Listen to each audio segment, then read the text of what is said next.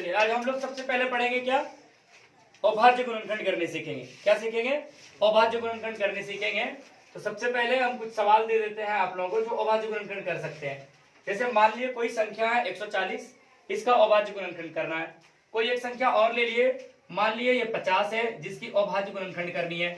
अभाज्य गुणनखंड का मतलब होता है अभाज्य संख्याओं का गुणा के रूप में लिखना। जैसे मान लिए ये 140 का है, तो अंत में 0 है, तो यानी 2 का भाजक है, 2 से भाग लगने वाली संख्या है, तो 7 ये 70 हो जाएगी। 7 दूना 14 और 1 0 70। फिर इसी को 2 से फिर भाग लगा दे तो 35 दूना 70। जैसे ही 35 को और तोड़े तो देखिए एक बार और तोड़ सकते हैं, 7 पंचे 35। अब इसको अभाज्य संख्या के रूप में लिखना है 140 बराबर कैसे लिखेंगे, तो 2 गुना 2 गुना 5 गुना 7। अब इसमें क्या करना है, अभाज्य संख्या को लिखना है। तो अभाज्य संख्या सिर्फ एक पहला 2 है, और कितने 2 है, 2 है, तो इसको 2 लगा देंगे। गुना 5 5 1 है, और ये 7 भी एक बार है। ये हो गया अभाज्य गुणनखंड। जस्ट इस सवाल को अभी देखें तो वही काम करना है। अंत में 0 है, तो यानी 2 से कटने वाली संख्या है, जिसे 200 लगा देंगे तो ये हो जाएगा 25 दूना 50। और फिर 2 के अलावा नहीं कटने वाला ना 3 से, फिर 5 से कटने वाला है 5 6 25। फिर ये 50 बराबर हम लिख सकते हैं 2 गुना 5 गुना 5, अर्थात 50 बराबर लिखेंगे 2 गुना 5 पे पावर 2। ये हो गई अभाज्य संख्या। इसी तरह हम तीसरा सवाल की ओर चले। नेक्स्ट संख्या हमने लिया 100, 84 एंड 57। इनका हम अभाज्य गुणनखंड करेंगे। तो अभाज्य गुणनखंड करने का मतलब हो गया इसको अभाज्य संख्या के रूप में तोड़ना। जैसे 100 है, तो इसमें कितनी अभाज्य संख्या आएंगे जरा उनके बारे में देखते हैं। तो सबसे पहले हम लोग वर्गमूल के रूप में यानी भाग के रूप में तोड़ते हैं। देखिए तो इसको 2 से, क्योंकि अंत में 0 है, तो 2 से भाग लग जाएगी इस संख्या में। तो 5 दूनी 10 और 1 0 50 हो गई। फिर अंत में 0 है, यानी फिर ये 2 से कटने वाली संख्या है, तो इसको फिर 2 से लगा देंगे तो 25 दूना 50। अब जरा देखेंगे तो अंत में ये 25 संख्या है, 2 से तो कटने वाली है नहीं। 3 से अगर देखें तो 3 का में 25 है नहीं, तो डायरेक्ट ये 5 से कट जाएंगी, तो 5 है 25।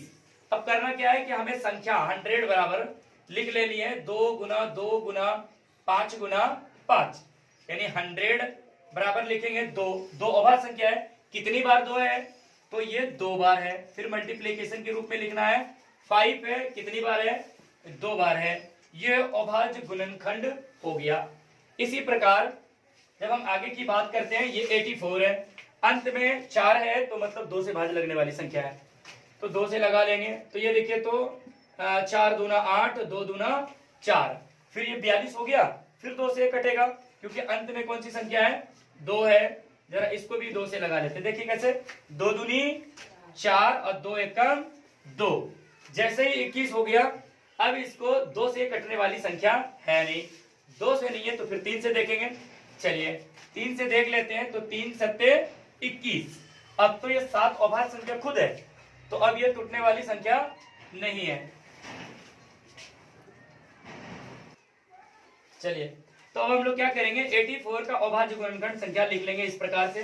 84 इज इक्वल टू कैसे लिखेंगे, तो ये 2 मल्टीप्लीकेशन 2 मल्टीप्लीकेशन 3 मल्टीप्लीकेशन 7, इस प्रकार हम लिख लिए।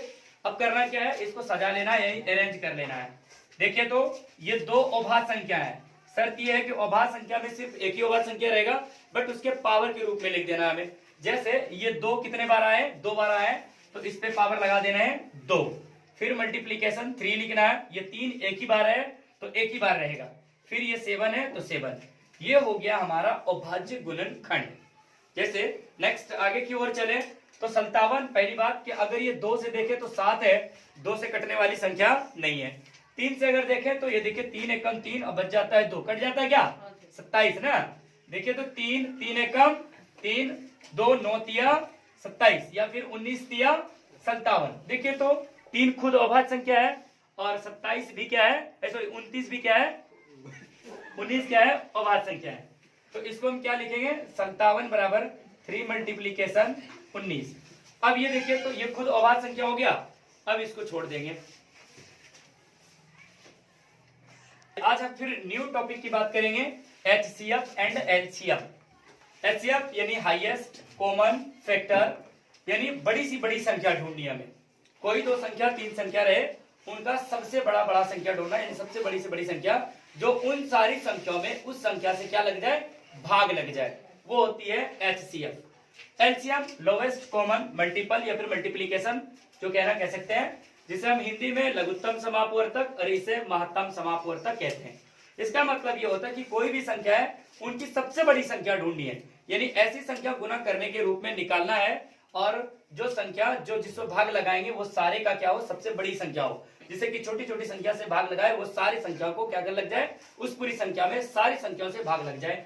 जैसे मान लिए कि ये 2 3 4 ये इस प्रकार की संख्या है। अब इसका हमको पूछना HCF निकालना है, तो इनका मल्टीप्लाई करेंगे, 2 × 1 3 × 1 और 2 × 2 कुछ नहीं तो 1, इस प्रकार कर सकते हैं।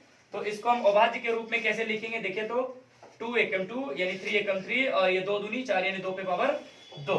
इसमें खोजना हमें क्या, हाईएस्ट कॉमन फैक्टर यानी HCF। क्या ढूंढना है, HCF। HCF ढूंढने के लिए शर्त यह है कि किसी भी पावर में कोई भी संख्या जो कॉमन मिले, क्या मिले, जो कॉमन मिले, और उसमें जो सबसे छोटी वाली पावर होती है वो होती है HCF, और इसमें सबसे बड़ी पावर क्या होती है, LCM होती है। तो यहाँ देखिएगा हमारे पास तो ना कॉमन है, अगर इसमें 2 पे पावर 2 है और ये 2 है, इसमें 2 नहीं है, तो इसमें कुछ नहीं मिला, तो अपने आप में से खुद मिल जाएगा वो 1, वो HCF हो जाएगा।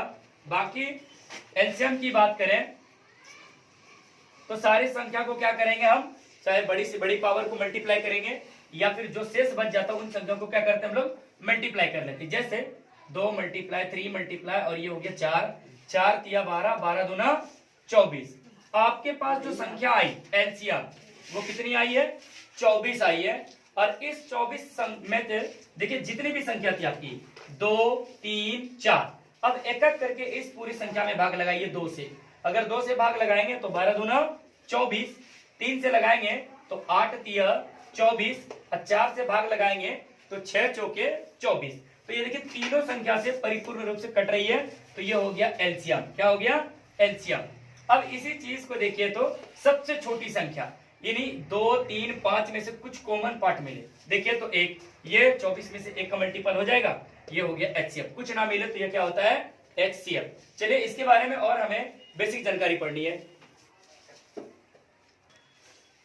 तो चलिए इस प्रकार की हम अभाज्य गुणनखंड के रूप में ले लिए, और आपको यहाँ सीखनी है HCF और LCM निकालने के लिए सबसे बेहतर तरीका, किसी भी संख्या को अभाज्य गुणनखंड के रूप में आप लिख लीजिए, और पावर के अनुसार में देखिए तो कैसे हम लोग कॉमन लेते हैं, जिसे HCF और LCM निकालनी होती है हमें। आपके NCERT के तहत इसी प्रकार बनानी भी है आप लोगों को। देखते हैं, अगर HCF लिखना है, क्या लिखना है, HCF अगर लिखनी है तो इनमें से कॉमन ढूंढना है, इन दोनों में से कॉमन ढूंढना है जो दोनों में मिले।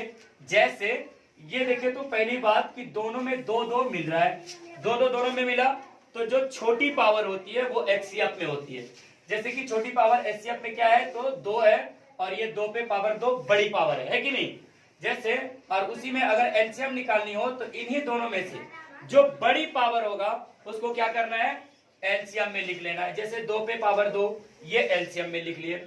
इसके अलावे भी कोई संख्या ढूंढनी है, जैसे कि 3, दोनों में 3 3 मिल रहा है, मल्टीप्लाई देते दोनों में। अगर 3 की बात करें तो दोनों में छोटी पावर वाला कौन है, तो सिर्फ ये 3 है। क्यों, क्योंकि 3 कितने बार है, 1 बार है, तो ये सिर्फ 3 लिख लिया। और इसी 3 के जो कॉमन पार्ट है इनमें से सबसे बड़ा मान कौन है, 3 पे पावर 2, तो ये बड़ा मान हो गया ना, 3 तिया 9 हो गया, ये सिर्फ 3 ही है, तो बड़ा मान ये हो गया। तो जो बड़ा मान होता है वो किस में चल जाता है, LCM में। इसके अलावे भी देखें तो 5 कॉमन है दोनों में, यहाँ भी 5 है और 5 पे पावर यहाँ भी 2 है, तो देखिए सबसे छोटा मान क्या है, 5 है, तो ये सिर्फ 5 लिख लिया। और बड़ा मान कौन है, तो 5 पे पावर 2 है। अगर HCF की बात करें तो 5 तिया 15 15 दूना 30, और अगर LCM की बात करें तो इसको एक बार हम लोग लिख लेते हैं, 2 दूनी 4 3 तिया 9 5 25 25 चौके 100 100 गुना 9, ये टोटल हो जाएगा 900। तो देखिए आप लोग HCF 30 आया, इन्हीं दोनों संख्या का LCM आ गया 900। इस प्रकार आपसे 2 संख्या का पूछ सकता है, 3 संख्या का पूछ सकता है, 4 संख्या का पूछ सकता है। बस कुछ करना नहीं है, HCF निकालने का शर्त यह है कि दोनों जो जितने पार्ट में दिए रहेंगे, जैसे 1 पार्ट 2 पार्ट 3 पार्ट, इनमें सबसे पहला काम करना है कि देखना है कि तीनों में कॉमन है या नहीं। अगर है तो उसमें पावर के रूप में जो सबसे छोटा पावर होगा वो एचसीएफ वाला होगा, और उन्हीं पावरों में से जो कॉमन मिलता हो, जो सबसे बड़ा हो, वो एलसीएम में जाएगा। इसके साथ साथ जो कॉमन में ना भी हो वो भी एलसीएम में जाएगा। जैसे देख लेते हैं इस सवाल के लिए एचसीएफ कैसे है। तो पहली बात कि हमें सबसे छोटी संख्या कौन है, इनमें से दो, जो दोनों कहीं मिल नहीं रहा है, सिर्फ इसी में दो है, ना इसमें दो है, ना इसमें दो है, तो ये चला जाएगा एलसीएम में। कैसे, ये दो के अलावे भी देख लेना है कौन सी संख्या, तीन है यहाँ, जो किसी और में मिल रहा है क्या, नहीं मिल रहा है, तो वो चले गए एलसीएम में। इसके अलावा तीन के अलावा पांच, देखिए तो ये पांच है, पांच यहां भी है, पांच यहां भी है, तीनों में पांच पांच मिल रहा है। अब एलसीएम लिखने का तरीका और एचसीएफ लिखने का तरीका ये है कि जो तीनों में मिले और उसमें छोटा पावर ढूंढना है। तो जरा देखिए यहाँ भी पांच एक, यहाँ भी पांच एक, यहाँ भी पांच एक है, तो सबसे छोटा पावर भी वही हुआ और बड़ा भी पावर वही हुआ, क्योंकि पांच पे पावर एक मतलब पांच, और इसी का बड़ा भी पावर हो गया क्या, पांच। इसके अलावा पांच के अलावा कोई संख्या और रह गया शेष, कौन रह गया, सात रह गया, सात रह गया ना। इसके अलावा सात में देखिए तो सबसे बड़ा मान कौन है, दो है, तो बड़ा पावर लिख ले दो। 11 में देखिए तो दोनों में क्या है, 11। इसकी एचसीएफ तो 5 हो गई। अब ये देखिए 2 गुना 3 गुना 5 गुना 7 49 गुना 11।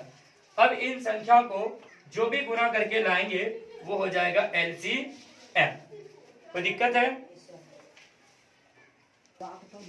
तो गुना करने के बाद मेरा एलसीएम ये आया।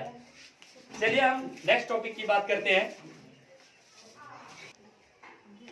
तो चलिए अब नए टॉपिक पढ़ेंगे हम लोग, यूक्लिड विभाजन एल्गोरिथम, यानी यूक्लिड विभाजन। देखिए इसे कलन विधि भी कहते हैं। इसको कहते हैं ये भाज्य बराबर भाजक गुना भागफल जोड़ शेषफल, जो बचपन से हम लोग पढ़ते ही आ रहे हैं और अब तक पता नहीं बुढ़ापे तक पढ़ते रहेंगे। ए बराबर बी क्यू प्लस आर। देखिए दो कोई संख्या होती है, आप लोग सब कोई जानते हैं, मात्रम समापवर्तक, यानी यूक्लिड विभाजन के द्वारा हम लोग क्या निकालते हैं, हम लोग HCF NCERT के तहत क्लास 10वीं के तहत हम लोग HCF निकालेंगे। यूक्लिड विभाजन के तहत क्या निकालेंगे, हम लोग HCF निकालेंगे। तो जरा देखिए आपके पास ये एक दो संख्या दी हुई 135 और 225। आपको हमेशा भाग जो लगाते हैं हम लोग छोटे से बड़े में भाग लगाते हैं तो हम लोग वही काम करेंगे 135 से 225 में, और ये भाग तब तक देते रहेंगे जब तक कि रिमाइंडर यानी शेषफल 0 ना बच जाए। जैसे मान लिया ये 135 से भाग लगाना है किसमें, 225 में। जरा देखिए मेरे साथ, अगर 135 को 225 में भाग लगाएंगे तो एक बार में, क्योंकि दो बार में इससे ज्यादा हो जाएगा, 35 से तो 270 हो जाएगा, एक ही बार में लगाएंगे तो ये हो जाएगा 135। अब इसको माइनस कर लें, 5 में से 5 गया 0, 12 में से 3 गया ये 9, 1 में से गया 30। आपके पास देखिए अब ये जो भाजक है और जो शेषफल है, इन दोनों में भाजक बड़ा है शेषफल छोटा है, तो ये मेरा रिमाइंडर बच गया कितना, 90। फिर इसी 90 से भाग लगानी है 135 में। देखिए किस प्रकार, ऐसे। अब 90 से फिर भाग लगाइए 135 में, तो 9 दूनी 18 180 हो जाता है, तो हमें एक बार में लगानी भाग, 90 एकम 90। अब जब इनको घटाएंगे तो ये आ जाएगा 45। फिर रिमाइंडर बच गया आपका, 90 से भाग लगाने के बावजूद भी कितना, 45। फिर इस 45 से भाग लगाएंगे किससे, 90 में लगाना है। देखिए तो 45 दूना 90, यानी रिमाइंडर क्या बचा, 0। जब 0 बच जाए तब हम लोग काम करेंगे किसका, यूक्लिड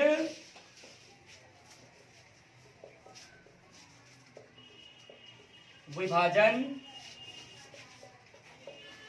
एल्गोरिथम से। भाज्य बराबर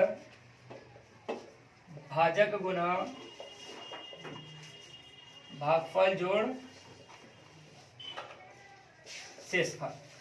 जैसे देखिए पहला स्टेज देख लेते हैं हम लोग कि इस वाले की बात करते हैं। यहां से देखिए तो ये भाज्य मेरा है कितना है, 225 बराबर भाजक कितने से भाग लगाए थे, तो 135 से, 135 गुना भाजक कितने बार में लगा, एक बार में। शेषफल क्या बचा मेरा, 90 बचा, ये लिख ली, क्योंकि मेरा शेषफल क्या आना चाहिए, 0। सेकेंड स्टेज फिर से अगर बात करें यहां से, तो भाग किससे लगा है, 135 से, सॉरी 135 में भाग लगाए कितने से, तो ये 90 से। कितने बार में, एक बार में। रिमाइंडर बच गया कितना, 45। फिर लगाएंगे, देखिए तो तीसरे स्टेज में कितने में भाग लगाए थे, 90 में। कितने से, 45 से। कितने बार में, 2 बार में। और शेषफल क्या बचा, 0। जब आपका रिमाइंडर क्या आ जाए, 0 आ जाए, तो आपका जो भाजक होता है, क्या होता है, भाजक। भाजक को ही क्या कहते हैं हम लोग, HCF। देखिए तो इस संख्या में यहां से यहां तक की बात करें तो भाजक कौन है, 45, और आपका भाजक ही क्या होता है, HCF, जो आपका आंसर कितना हो जाएगा, 45। ये हो गया। तो चलिए, मेरा न्यू टॉपिक है रेशनल नंबर।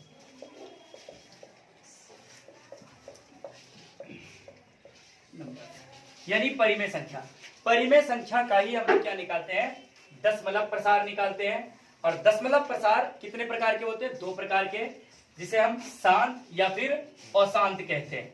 शांत को अवसानी भी कहते हैं और अशांत को अनवसानी कहते हैं। छोटी सी बात है कि शांत होने का शर्त और अशांत होने का शर्त ये होता है कि जो आपके पास जो संख्या होगा भिन्न के रूप में, तो हर के रूप में, यानी हर वाली जो संख्या होगी, या तो वो सिर्फ 2 के रूप में टूटेगा, यानी 2 गुना 2 गुना 2 गुना 2, यानी 2 पे पावर समथिंग हो सकता है, या फिर हर के रूप में 5 के रूप में 5 1, यानी 5 गुना 5 गुना 5, यानी 5 पे पावर समथिंग हो सकता है, या फिर दोनों मल्टीप्लाई के रूप में हो सकते हैं। तो ये क्या हो जाएंगे, शांत हो जाएंगे। और इन तीनों के अलावा, यदि 2 5 या फिर 2 5 एक ही साथ रहे तो शांत, या सिर्फ 2 रहे फिर भी शांत, सिर्फ 5 रहे फिर भी शांत। और इन तीनों के अलावा अगर कोई संख्या नजर आए इन तीनों के साथ भी, ये 3 7, यानी कोई भी इससे, यानी 2 5 के अलावा कोई भी अभाज्य संख्या नजर आ जाए, वो हमेशा क्या हो जाता है, अशांत हो जाता है। क्या हो जाता है, अशांत हो जाता है। कोई दिक्कत? तो चलिए हम लोग कुछ एग्जांपल देके समझ लेते हैं। तो चलिए कुछ एग्जांपल्स लिए हम इसको देखते हैं, कौन ये शांत है या फिर अशांत है। ये बिना लॉन्ग मेथड किए हुए, बिना क्या बोल लेते हैं हम आपको, कि हर के रूप में देखना है, या तो सिर्फ 2 के रूप में आएगा, या सिर्फ 5 के रूप में आएगा, या फिर दोनों आएगा, यानी 2 और 5 दोनों मल्टीप्लाई के रूप में आ सकता है। जैसे आप इस सवाल को देखिए, ये देखिए तो 2 पे पावर 3 यानी 2 है, और ये 5 पे पावर 2 है यानी 5 है। कौन कौन है, 2 और 5। और इसका ट्रिक याद रखिएगा कि नीचे में क्या आना चाहिए, 10। क्या आने चाहिए, 10। देख लीजिए 2 और 5 को गुना करेंगे तो 10 हो जाएगा। तो इसका मतलब ये क्या है, शांत है। क्या है ये, शांत है। इसके अलावे देखिए तो एक सवाल हम लिखे हुए, 2 है 5 है, लेकिन इन दोनों के अलावे कौन आ गया, 7 आ गया, इसलिए ये संख्या क्या हो जाएगी, अशांत हो जाएगी। क्या हो जाएगी, अशांत हो जाएगी। जैसे अब फर्स्ट सवाल की ओर देखते हैं हम लोग, क्या बोले थे, हर के रूप में ये 17, हर कौन है, तो 8 है। कौन है, हर 8 है। और 8 का जब आप अभाज्य गुणनखंड करेंगे तो ये हो जाएगा 2 गुना 2 गुना 2। देख लीजिए तो 2 दूनी 4 और 4 दूनी 8। इस प्रकार ये 17 को 2 पे पावर 2 पे पावर 3 के रूप में लिख सकते हैं। तो मेरा एक शर्त था, या तो 2 पे पावर n आएगा, जैसे यहाँ 5 है, क्या 5 नहीं है तो क्या है, 0 है, फिर भी ये क्या कहलाएगा, ये शांत है, क्योंकि 2 पे पावर कितने है, ये 3 है, और इसलिए ये क्या है, शांत है। 5 पे पावर ना भी रहे कोई दिक्कत नहीं, चलेगा। अगर 5 पे पावर समथिंग है, 2 पे पावर ना रहे फिर भी शांत कहेगा, या फिर इसी प्रकार इसके तरफ दोनों रहेंगे फिर भी शांत हो जाएंगे। जैसे 35 और 50 में अगर चाहे तो आप कटा भी सकते हैं, 7 पचे 35 ना, 7 पचे 35 और 10 पचे 50, कट गया तो आपका हो गया 10 7 बटे 10। अब हर के रूप में कैसे लिखेंगे, 7 2 गुना 5। देखिए तो आपके पास 2 भी आ गए 5 भी आ गए।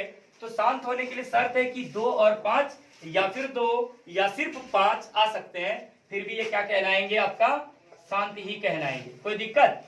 लेकिन एक सवाल और लिखे हम नीचे, जरा इस सवाल को देखते हैं चेक करके, क्या ये शांत है या नहीं। अगर इसको ना कटाएं तो ये अशांत नजर आएगा, आएगा कि नहीं।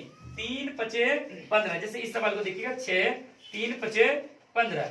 5 शांत होने का शर्त है, लेकिन 3 शांत होने का शर्त नहीं है। अब तो ये गलत हो जाएगा ना, तो ये इसका मतलब अशांत हो जाएगा। लेकिन वास्तविकता इसको कटा के भी तो देख सकते हैं ना। देखिए तो 3 एकम 3, 3 दूनी 6, आपके पास क्या आया 2/5, अधिक नीचे में कौन आया 5 आया। इसका मतलब 2 पे पावर क्या है, कुछ नहीं तो क्या है 0 है, और मल्टीप्लाई 5 कितने बार है, एक बार है, तो ये क्या हो गया, फिर भी ये शांत हो गया।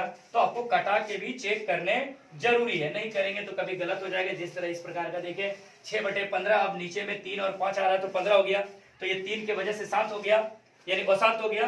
और 3 से अगर 6 संख्या कटने वाली है उसको कटा दिए तो क्या बन गया, मेरा शांत बन गया। चलिए अब हम लोग एक नया टॉपिक पढ़ेंगे, रेकरिंग, जो आपको ट्रिकी समझना है, और ये ट्रिकी एग्जाम हॉल के लिए ऑब्जेक्टिव बनाने में आपको बहुत ही लाभदायक होंगे। जैसे आप इस तरह देख सकते हैं, कभी कभी इस प्रकार हो सकते हैं, कभी कभी इस प्रकार भी हो सकते हैं, और कभी कभी इस प्रकार भी देखने को मिल जाते हैं। तो हमारे एनसीईआरटी में इसी प्रकार के देखने को मिलेंगे, या फिर इसके अलावा इस प्रकार भी मिलेंगे एक डॉट के रूप में, ये भी रेकरिंग ही है। और देखिए इसको बनाने का तरीका ये है कि कितना शॉर्ट है, देख लेते हैं, बहुत शॉर्ट है। इसको बनाने का तरीका ये है कि जो भी संख्या आपके पास रेकरिंग है, या पूरी जितनी भी संख्या है, उसको आप बिना दशमलव हटाए डायरेक्ट संख्या को लिख लीजिए। कितना है, जैसे 03 है तो वो सिर्फ संख्या क्या हुआ, 3 हुआ। जैसे 4343 है, यानी 23.43 है, 2343 है, तो उस पूरे संख्या को ऐसे ही लिख लेंगे। जैसे कि मेरे पास देखिए तो ये 03 है, इस पूरे संख्या को हम कैसे लिख लेंगे, ये पूरा संख्या हो गया 3, कोई दिक्कत है। 3 लिखने के बाद दशमलव के पहले जो संख्या है, जैसे मेरे पास क्या है 0 है, उसको घटा दें, और नीचे यानी हर के रूप में जितनी भी संख्या पे रेकरिंग रहेगा काउंटिंग करके उसे उतनी ही 9 नीचे लिख देंगे। जैसे 3 सिर्फ एक संख्या है और उस पे रेकरिंग डालना है, तो एक ही पे है तो सिर्फ ये 9, इसका मतलब हो गया 3 और नीचे हो गया 9। जो कटता है उसे आप कटा दें, 3 एकम 3, 3 तिया 9, यानी 1/3। ये शॉर्ट कोटेड ऑब्जेक्टिव बनाने के लिए। आगे की ओर चलते हैं। ये सवाल है आपका, ये 2018 में पूछा भी गया सवाल है कि 23.43 पे रेकरिंग है, इसको मतलब लिखना है, इसका मान क्या आएगा। तो आपको कुछ नहीं करना है, पूरी संख्या लिख लीजिए, 23, 43, दशमलव भी खत्म। ये हो गया। कितनी संख्या पे रेकरिंग वो बाद में देखेंगे, माइनस करेंगे। दशमलव के पहले कितनी संख्या है, जरा देखिए तो 23 है, और इस 23 को आप क्या कर दें, माइनस कर दें, क्योंकि दशमलव से पहले कितनी संख्या है 23, तो 23 को क्या कर दिए, माइनस कर दिए। और रेकरिंग के लिए 9 डालना है नीचे, तो रेकरिंग पे काउंटिंग करना है कितनी संख्या है।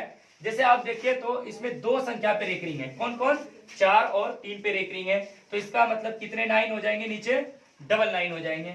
अब इसको घटा लीजिए, तो 23 43 में से 23 घटाएंगे तो हो जाएगा 23 20, और आंसर हो जाएगा ये 23 20/99। ये आपका आंसर हुआ रेकरिंग का। ऑब्जेक्टिव बनाने के रूप में आप इस प्रकार इस तरह भी बना सकते हैं। देखिए तो जैसे कि मान लिए ये 1.45 पे रेकरिंग है, तो आप इसको भी इसी तरह बना सकते हैं। देख लीजिए कैसे करेंगे। ये टोटल अगर सब चीज हटा दे तो कितना हो जाएगा, 145। क्या हो जाएगा, 145 हो जाएगा। और दशमलव के पहले कौन सी संख्या है, 1 है, तो उसको माइनस कर देंगे 1। नीचे में देखिए तो कितनी संख्या पे रेकरिंग है, ऊपर में डबल संख्या पे, तो डबल संख्या पे हम रेकरिंग के लिए नीचे डबल 9 लिख देंगे। जरा देखिए तो ये हो जाएगा 144, और नीचे हो जाएगा डबल 9। इस प्रकार से रेकरिंग का सवाल हम ऑब्जेक्टिव जल्दी से बना सकते हैं। चलिए अब इसी रेकरिंग वाले सवाल को हम लॉग मेथड से बनाते हैं। पहले इसी सवाल का हम देख लेते हैं शॉर्ट मेथड। जैसे कि 1.6 है, ये देखिए ट्रिकी शॉर्ट कोड मेथड ये है कि 1.6 पे रेकरिंग है। इसको शॉर्ट में ऑब्जेक्टिव बनाने के लिए क्या करने वाले थे कि जितनी भी है, दशमलव भी भूल जाना है, रेकरिंग भी भूल जाना है, और जो संख्या है जैसे 16 है 16 लिख दिए। अब एक शर्त था कि जो माइनस करना है दशमलव के पहले संख्या, तो ये दशमलव है, दशमलव से पहले कौन है, 1 है, और इस 1 को क्या करेंगे हम, घटा देंगे। और नीचे में हर के रूप में 9 के रूप में लिखना है, तो 9 देखना है कितनी संख्या पे रेकरिंग है, तो एक संख्या पे सिर्फ 6 तो एक ही संख्या है, इसके नीचे लिख दीजिए 1 तो 9। और ये देखिए तो 16 में से गया 15/9, जो कटता है उसे कटा दीजिए, 5 तिया 15, 3 तिया 9, यानी 5/3, जो p/q के रूप में हो गया, जो p/q के रूप में हो गया। इस तरह से आपसे सवाल पूछा जाता है। ये शॉर्ट कोड मेथड था। देखिए आप लॉन्ग मेथड भी बनाएंगे तो मेरा आंसर यही आने वाला है, 5/3। तो हम लोग लॉन्ग मेथड की ओर चलते हैं। तो आप लोगों को कुछ करना नहीं है। सबसे पहली बात जो संख्या है उसको लिख लेते हैं। माना x बराबर 1.6 पे रेकरिंग, और रेकरिंग का मतलब क्या होता है कि उस संख्या को आप बार बार लिख सकते हैं। रेकरिंग का मतलब क्या होता है, उसको बार बार आप लिख सकते हैं, रिपीट कर सकते हैं। जैसे देखिए तो x बराबर 1.6666 इस प्रकार आप लिख सकते हैं, कोई दिक्कत है। और इसी का नाम रख दिया हम समीकरण 1। जैसे ये कर लेंगे तो हमें ढूंढनी है कि कितनी संख्या पे रेकरिंग है। कितनी संख्या पे रेकरिंग है? सिर्फ एक संख्या पे रेकरिंग है, वो है 6। तो जितनी संख्या पे रेकरिंग रहे उतनी ही संख्या से दोनों ओर यानी x की ओर और रेकरिंग जिसे दशमलव के रूप में डैश के रूप में लिखे हैं उधर भी। जैसे मान लिए किसी एक संख्या पे रेकरिंग तो कितने से गुना करना है दोनों तरफ? 10 से। और अगर डबल संख्या पे रेकरिंग तो 100 से। इसी प्रकार ट्रिपल संख्या पे रेकरिंग तो 000 इस तरह 1000 से करेंगे गुना। तो चलिए हम लोग देख लेते हैं कि क्या है। 1.6 पे रेकरिंग यानी 6 पे एक संख्या पे रेकरिंग है, तो हम लोग लिख लेंगे दोनों तरफ 10 से गुना करने पर। देखिए तो दोनों तरफ कैसे करेंगे गुना? ये x है, 10 को मल्टीप्लाई करेंगे किससे? x से, बराबर ये 10 गुना 1.66666 इस प्रकार लिख सकते हैं। कोई दिक्कत है क्या? नहीं है। जरा आप इसकी एक और आगे देखिए, 10 गुना x कितना x? 10x। अब हम लोग देखिए तो कोई मान लिया ये संख्या है 1.6666 इतने प्रकार के लिखे हैं और इसको गुना कितने से कर लेना है? 10 से गुना कर लेना है। इसका मतलब अभी इसको देखिए, 10 बाद में देखेंगे। इसको देखिए, दशमलव उड़ाए 1 2 3 4 जीरो और आपके पास एक जीरो ऊपर में है, तो देखिए ये जीरो से ये जीरो कैंसिल हो गया, तो आपके पास आया 16666 और नीचे में कितना जीरो? 3 जीरो। अगर इन 3 जीरो को हटा दें तो उधर से काउंटिंग करेंगे उतनी संख्या के बाद दशमलव आएगा। 3 जीरो उड़ाए तो 3 संख्या के बाद, तो अब हो गया मेरा 16 यानी 16.666। कोई दिक्कत? कितना आ गया? तो मेरा आ गया 16.666 और इसको हम लिख सकते हैं अनंत के रूप में। कोई दिक्कत है? नहीं। और हमें देखिए फिर से एक और चलते हैं, ये 10 गुना x 10x, ये 16 है और हमें फिर चाहिए रेकरिंग के रूप में कितना? 1.6। तो 16 को हम किस प्रकार लिख सकते हैं? 15 प्लस 1 16 हो गया, 15 प्लस 1 16 और 0.666 डैश डैश इस प्रकार लिख सकते हैं। कोई दिक्कत नहीं है। तो जरा एक स्टेप और, ये 10x बराबर ये 15 और इस पूरे को हम क्या लिख सकते हैं? x। क्यों? क्योंकि ये मान समीकरण किसमें है? 1 में, और इतने बराबर कौन है जी? x, यानी x के बराबर ये है। तो समीकरण 1 में x का मान रखने पर रख लिए, तो आगे की ओर थोड़ा सा और सॉल्यूशन कर लेते हैं हम लोग। कैसे करेंगे? ये 10x है, 10x, ये 15 का 15 रहेगा और जो वो एक x है इस पार में, इसको इस पार ले आते हैं तो हो जाएगा -x और उस पार लिख लेते हैं 15। देखिए तो 10x में से एक x गया, कितना x? 9x और ये 15 कटेगा क्या? 3 पचे 15 3 तिया 9, x बराबर आ जाएगा 5/3। ये हो गया जो p/q के रूप में है, ये हो गया आंसर।